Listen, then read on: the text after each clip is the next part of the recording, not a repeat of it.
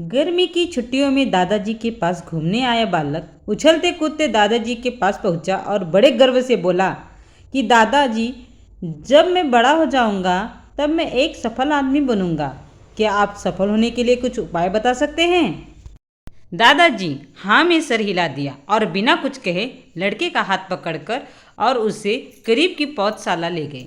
वहां जाकर दादाजी ने दो छोटे छोटे पौधे खरीदे और घर वापस आ गए।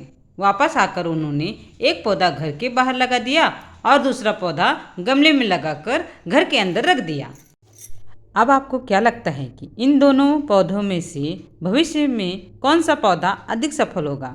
दादाजी ने लड़के से पूछा। लड़का कुछ समय तक सोचता रहा और फिर बोला, घर के अंदर वाला पौधा ज़्यादा सफल होगा क्योंकि वो हर एक खतरे से सुरक्षित है, जबकि बाहर वाले पौधों को तेज धूप, आंधी, पानी और जानवरों से भी खतरा है।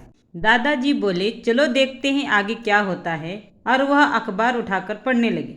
दादाजी दोनों पौधों पर ज़्यादा ध्यान देते रहे और समय बीतता गया।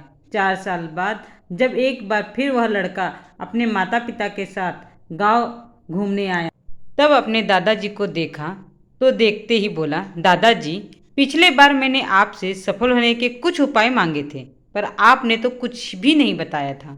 पर इस बार आपको कुछ बताना ही होगा। दादाजी मुस्कुराए और लड़के को उस जगह ले गए जहाँ उन्होंने गमले में पौधा लगाया था।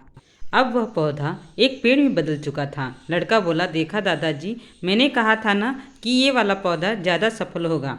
दादाजी ने बोला कि पहले बाहर वाले पौधे का हाल तो देख लो। और ये कहते हुए दादाजी लड़के को बाहर ले गए। बाहर एक विशाल पेड़ गर्व से खड़ा था।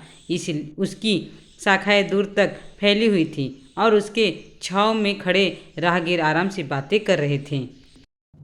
अब दादाजी ने पूछा, बताओ कौन सा पौधा ज़्यादा सफल हुआ? लड़का कुछ शर्माते हुए बोला, बाहर वाला। लेकिन ये कैसे संभव है? बाहर तो उसे न जाने कितने खतरों का सामना करना पड़ा होगा। दादाजी मुस्कुराए और बोले, हाँ, बाहर वाले पौधे को बहुत सी चीज़ों से सामना करना पड़ा, लेकिन समस्या का सामना करने के लिए अपने भी फायदे होते हैं। बाहर वाले पौधे के पास आज़ादी थी। वह अपनी जड़ें जितनी चाहे उतनी फैला ले, अपनी शाखाओं से आसमान को छू ले। और तुम जिस आंधी तूफान से इस पेड़ के लिए मुसीबत समझते थे, उसी आंधी तूफान ने इस पेड़ की जड़ों को इतना मजबूत बना दिया है कि आज एक छोटा सा आंधी तूफान इस पेड़ का कुछ भी नहीं बिगाड़ सकता।